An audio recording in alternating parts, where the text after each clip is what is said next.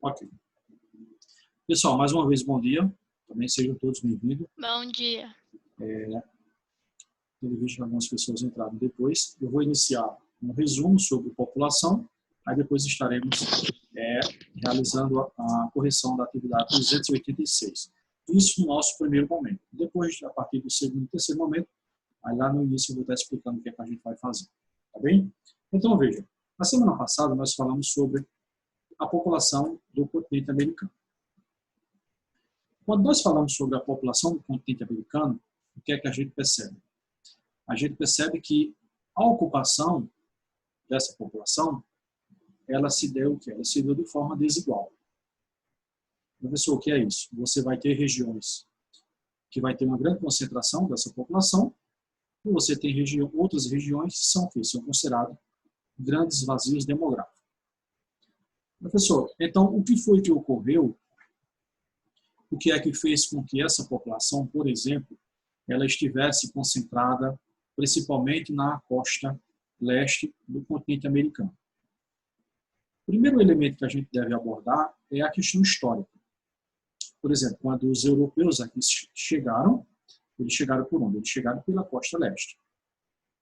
A partir daí surgiu as primeiras atividades econômicas, surgiram os primeiros núcleos urbanos, depois o processo de industrialização posterior também foi iniciado justamente nessa faixa leste, tá bem?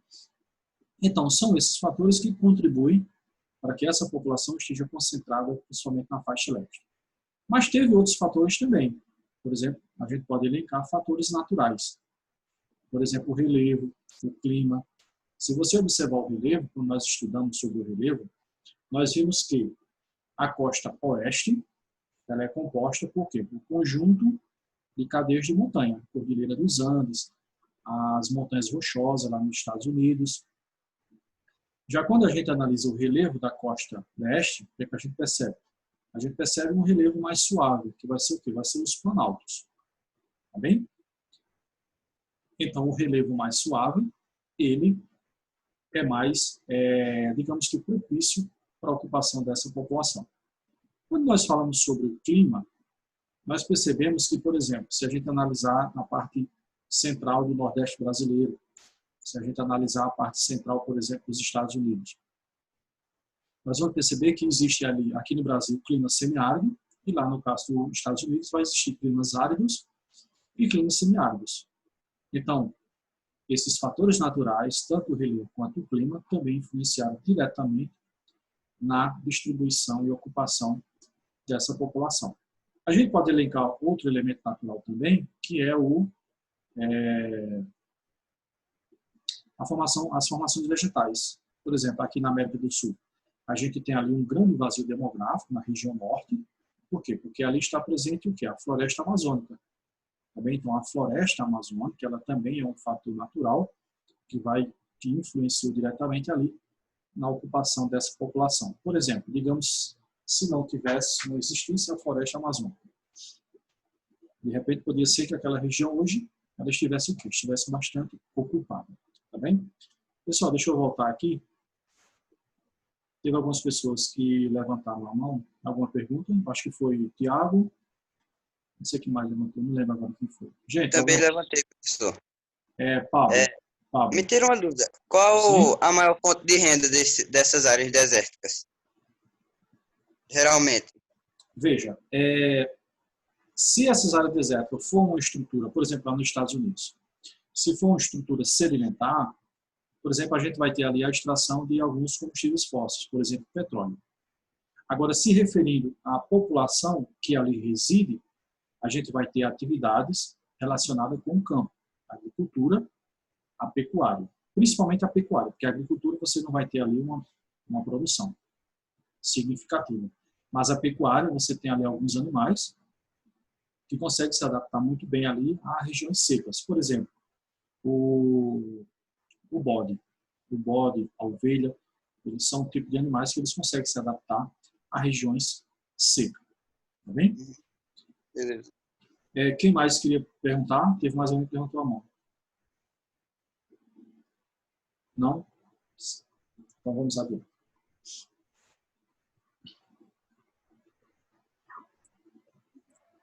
Cadê aqui?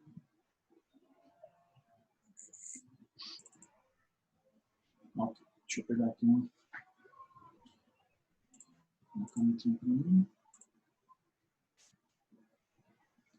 Ok, então, seguindo adiante aqui, isso aqui vai ser bem rapidinho. Isso.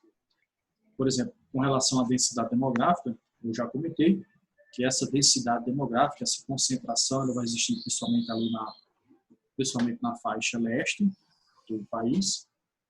Bem? E eu trouxe essa imagem para vocês aqui, ó, esse mapa. Não sei se a câmera está atrapalhando vocês.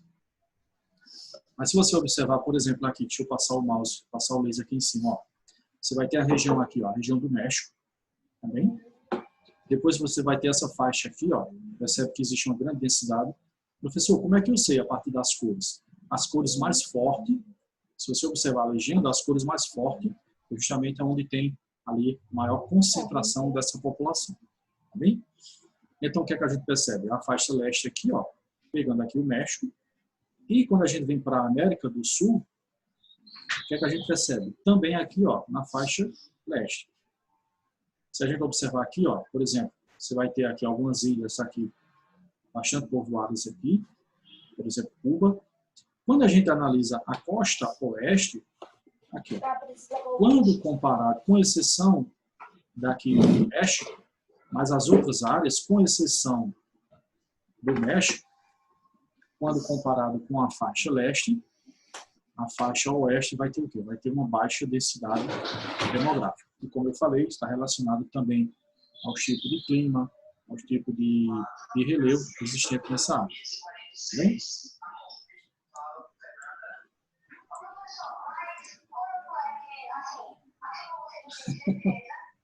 Eu acho que tem algum aluno que está com um irmão assistindo outra aula.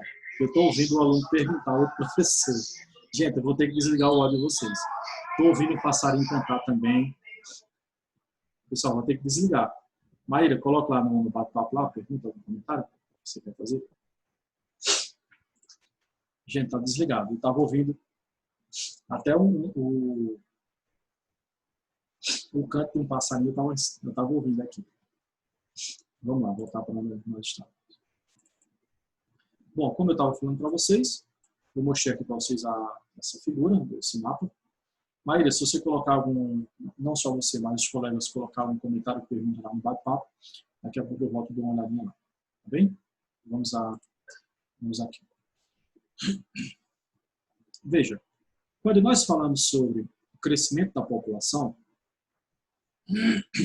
que algumas pessoas podem chamar de boom demográfico, ou seja, explosão demográfica, nós percebemos que quando a gente compara a América Latina, lembrando que a América Latina vai estar ali do México, no centro do sul, e a América Anglo-Saxônica, composta por Canadá e Estados Unidos. Quando a gente compara o crescimento demográfico, o crescimento da população dessas duas regiões, o que é que a gente percebe? Que essa explosão demográfica nessas duas regiões se deu de forma diferente. Quando a gente analisa a América Anglo-Saxônica, a gente vai perceber que esse boom demográfico, essa explosão, ela vai existir o quê? Ali no finalzinho do século XIX e início do século XX. Isso está aliado ao quê? Está aliado, os Estados Unidos e Canadá passam por um processo de crescimento econômico e industrial naquele momento. Isso vai, por exemplo, ter melhorias nas condições de vida, nas áreas urbanas, por exemplo, diminuição da taxa de mortalidade. Consequentemente, você tem o quê? Você tem um crescimento da população. Na América Latina, esse processo ocorreu ali anos 40, anos 50. Ou seja, aquela melhoria que 50 anos atrás já existia na América Anglo-Saxônica, ela também chegou aqui na América do Sul, diminuição da taxa de mortalidade, melhoria nas condições de vida, isso contribuiu com o quê? Com o crescimento da população. Só que se a gente perceber, tanto na América Anglo-Saxônica quanto na América Latina, momentos depois dessa explosão demográfica, o que é que vai ocorrer? Vai ocorrer a diminuição do ritmo de crescimento. Professor, por que isso ocorreu? Por exemplo, as populações elas foram fazendo opções de morar, por exemplo, em áreas urbanas. O custo de vida em áreas urbanas é bem mais caro. Por exemplo, a mulher passou a estudar mais, a mulher passou cada vez mais a se inserir no mercado de trabalho, e com isso ela está fazendo a opção de quê? De ter menos filhos. Antigamente, a média de filho por mulher era ali entre 6 e 7 filhos. Tinha mulher que tinha até mais. Hoje em dia, consequência de quê? Consequência dela estar estudando mais, trabalhando, ela está fazendo a opção de ter o quê? De ter menos filhos. Então, isso contribuiu com o quê? Com a diminuição do ritmo de crescimento. Tá bem? Deixa eu ver lá no bate-papo se tem algum comentário, alguma pergunta. Não, olhei o que você viu o bate-papo aqui, não tem como botar para nós estamos. Cadê aqui? Então, vamos lá. Seguindo adiante, por exemplo, quando a gente fala sobre desigualdade socioeconômica, o que é que nós percebemos? Que a América anglo-saxônica, ela é o quê? Ela é muito mais desenvolvida do que a América Latina. Se você observar o IDH do Canadá, dos Estados Unidos, ele é bem superior aos outros países do continente americano. E isso está relacionado a quê? A gente pode relacionar, por exemplo,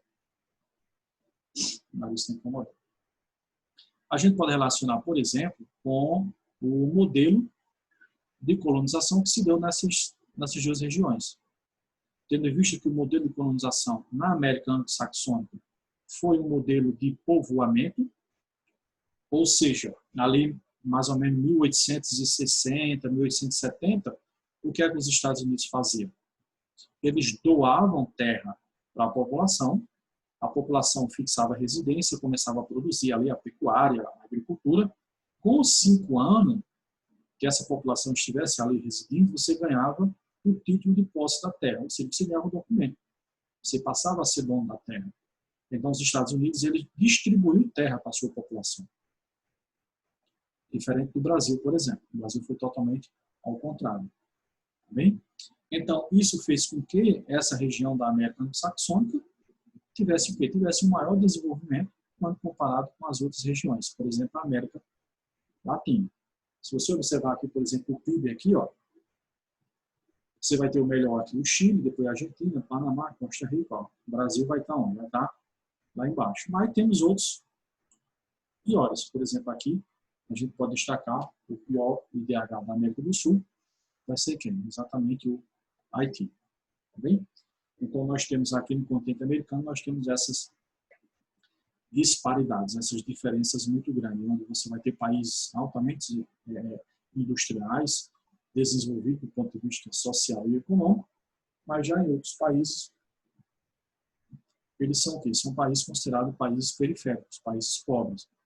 Quando nós estivermos falando sobre a agricultura, sobre a indústria, nós vamos ver que esses países da América Latina, eles dependem muito do mercado externo.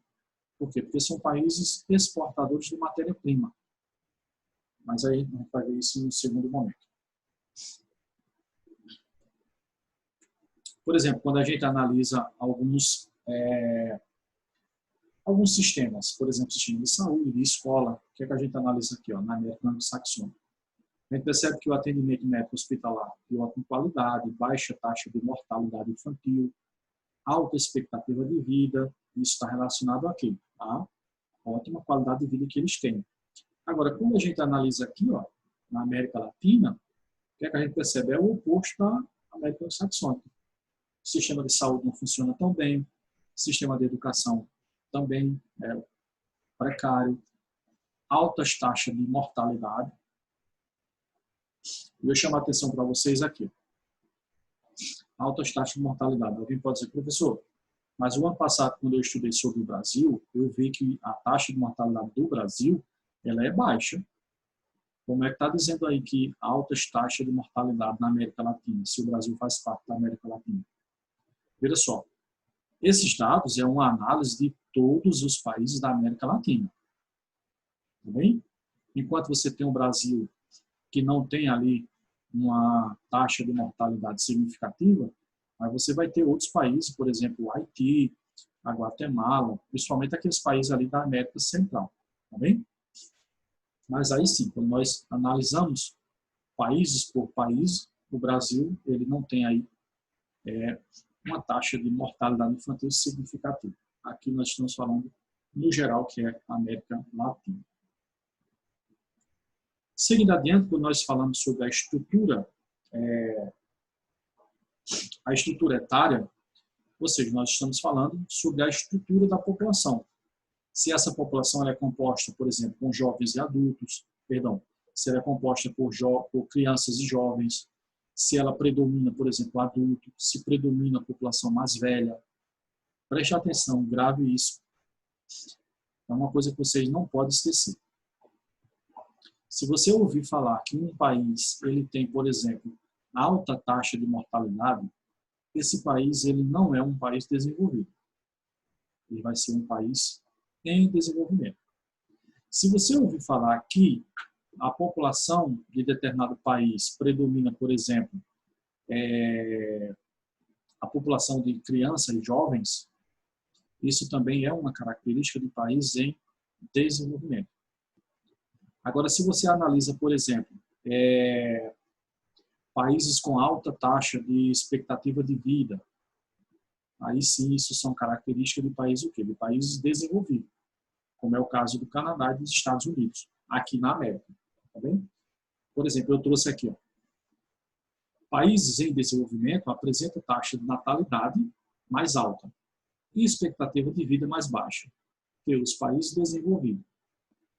A América Latina, grande participação de crianças e jovens na estrutura etária da população, ou seja, na América Latina, por quê? Porque você só tem países em desenvolvimento.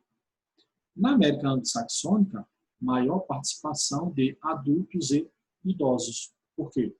Porque lá eles são países desenvolvidos, então você tem que ter uma grande expectativa de vida. Consequência de quê? Da ótima qualidade de vida que esses países oferecem para a sua população. Por exemplo, quando a gente analisa uma pirâmide etária, o que é uma pirâmide etária? Nada mais é do que um gráfico. Um gráfico que está representando ali a população de um determinado país. Onde, de um lado, você vai ter masculino, do outro você vai ter feminino, e a base vai ser composta por crianças e jovens, ali o meio vai ser composto pelos adultos e o topo pela população mais velha. Por exemplo, aqui, ó. Não sei se a câmera está atrapalhando vocês aí, mas se vocês observar aqui, ó, essa pirâmide etária da Guatemala. Se você observa que essa pirâmide etária, percebe aqui, ó, boa parte da sua população é composta por jovens e crianças, isso significa dizer que esse país é um país em desenvolvimento. Mesmo se ele não tivesse título aqui, ó, se aparecesse pelo menos somente essa imagem aqui, você diria não. Esse gráfico aqui está representando a população de um país em desenvolvimento. Por quê? Porque você tem a base larga, muita criança e muitos jovens. Ou seja, a taxa de crescimento, a taxa de natalidade nesse país é muito grande. Quando você analisa aqui, por exemplo, ó, a Bolívia, também vai ter a base bastante larga. Significa dizer o quê? Alto crescimento da natalidade. Países também em desenvolvimento. Quando a gente analisa aqui, ó, a América Anglo-Saxônica, o que é que a gente percebe? Perceba que a estrutura do gráfico ela mudou. Anteriormente a gente tinha o quê? A gente tinha a base muito larga. Já nessa pirâmide aqui, a gente não tem a base tão larga. Significa dizer que a taxa de crescimento, a taxa de natalidade aqui, ó, ela é o quê? Ela é pequena. Quando a gente analisa, por exemplo, a população adulta, percebe que ela predomina aqui, ó, nos Estados Unidos. Quando a gente analisa o topo aqui, ó, o que é que a gente percebe? A gente percebe que a população idosa, ela é o quê? Ela é bastante significativa. Então, isso é uma estrutura de uma população de um país desenvolvido. Quando a gente analisa aqui, ó, por exemplo, a pirâmide do Canadá, a mesma coisa. Base estreita, quando comparado com a base de um país em desenvolvimento. A população adulta predomina aqui, ó, vamos ver aqui, ó, dos 20 a 24, ou seja, dos 20 anos até os, deixa eu ver aqui, essa daqui, ó, até os 65 anos, até os 70 anos. Então, perceba que a população que predomina no Canadá, ela tem entre 25 e aproximadamente ali 60 anos. Isso é bom para um país? É ótimo. Por quê? A gente viu que a população economicamente ativa, ou seja, a PEA, população economicamente ativa, que é a população entre os 16 e os 60 anos, que é essa população que está o quê? Apta a trabalhar. Então, se um país, a sua população é composta por adultos, isso é bom porque você tem o quê? Bastante mão de obra para trabalhar e para produzindo riqueza. Só que isso tem problemas futuros. Essa população que hoje é adulta, amanhã ela vai ser idosa. Então, se esse país não investir, por exemplo, em políticas públicas, voltado, por exemplo, para uma previdência social, para garantir a aposentadoria dessas pessoas, e não investir, por exemplo, em um sistema de saúde, porque na medida que você vai ficando com mais idade, a tendência é que você vá aparecendo um problema ou outro, você precisa do quê? De um sistema de saúde. Tá bem? Bom, essa proposta de atividade aqui, ela já, na verdade, já foi passada. Vocês, com certeza, já devem ter realizado. Deixa eu voltar aqui, tirar aqui o slide. Nós vamos agora para a correção da atividade.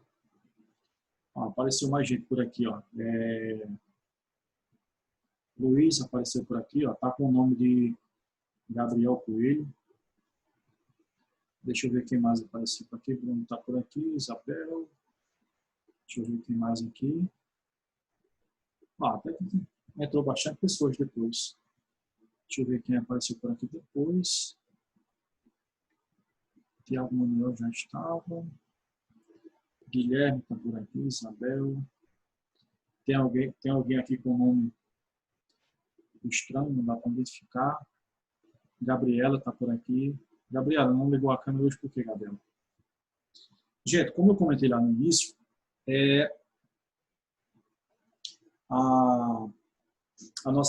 a primeira aula, ela encerra de 10h20, tá bem? Então, só um minutinho. No primeiro momento, a primeira aula, ela está encerrando agora de 10h20. Acontece o quê? Deixa eu liberar o áudio de vocês aqui. O áudio está liberado. Acontece que para você retornar... Só um minutinho, por favor. Para vocês retornarem para o segundo momento, eu vou disponibilizar outro link do 8º ano C, tá bem? Mais uma vez, para você retornar... Pessoal, silêncio. Para vocês retornarem para o segundo momento, eu vou disponibilizar outro link lá no grupo de vocês, tá bem, gente? Então, eu vou encerrar aqui agora. Sim, calma, deixa eu aí. falar uma coisa. Eu tenho certeza que a 286 já foi corrigida. Não, foi não. Minha querida, foi não. Foi sim. A primeira e a segunda já sim? Foi. Não, calma. Maíra tem razão quando ela diz que o primeiro e o segundo quesito. Maíra, o primeiro e o segundo quesito O primeiro e o segundo. Agora, a partir do terceiro foi. Tá bem, gente? Gente, eu vou fechar aqui. Eu vou fechar aqui e aguardo vocês 10h30. Tá bem? Tchau.